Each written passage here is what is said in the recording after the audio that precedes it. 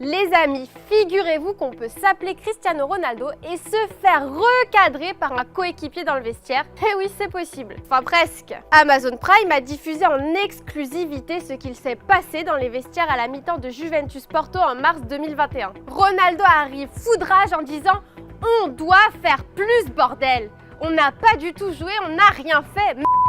On joue comme des encore !» Pour recontextualiser, à ce moment-là, Porto menait 1-0 lors du match retour des 8e de finale de Ligue des Champions. Là, t'as Cuadrado qui essaye, il commence par essayer de calmer CR7 et au final, le Colombien s'emporte à son tour et répond à Cricri « Calme, tu dois être un exemple pour tout le monde !»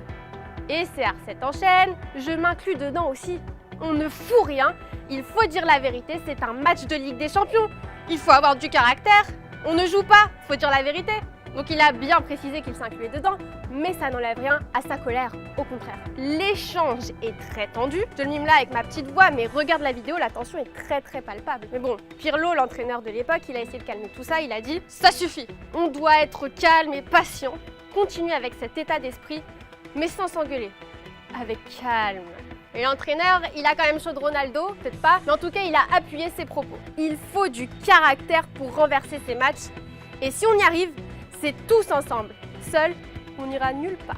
Bon, c'est quand même rare de voir ce qui se passe dans les vestiaires. Le documentaire All or Nothing de Juventus nous montre aussi le Portugais en pleurs après le match. Tout simplement parce que la Juve s'est fait éliminer malgré une victoire 3-2 en prolongation et une supériorité numérique. Le match aller, la Juve avait perdu 2-1 à Porto. Et tu te souviens, à cette époque, presque lointaine désormais, t'avais encore la règle du plus grand nombre de buts à l'extérieur. Et là, ça a carrément désavantagé la Juventus qui a dit adieu à la C1 dès les 8e de finale. Donc pour CR7, c'est THE défaite. Le mec ne vit que pour la Ligue des Champions ou presque. Peut-être que parfois il pense un peu à sa famille aussi. Mais carrément sur le documentaire, ça a l'air d'être le joueur le plus marqué par la défaite. Un membre de l'équipe a tenté de le réconforter et de sécher ses petites larmes, mais ça avait l'air alors vraiment dur pour lui. Bon, on espère que CR7 aura plus de réussite en Champions League du côté de Manchester United, parce qu'on rappelle quand même que les Red Devils sont d'ores et déjà qualifiés pour les 8e de finale, grâce notamment à un CR7 buteur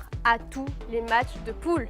Bon, en parlant de United, sache qu'ils vont prochainement avoir un nouveau coach. Tiens, regarde et écoute. Hello my friends, I would like to tell you in exclusivity that I am the new manager of Manchester United.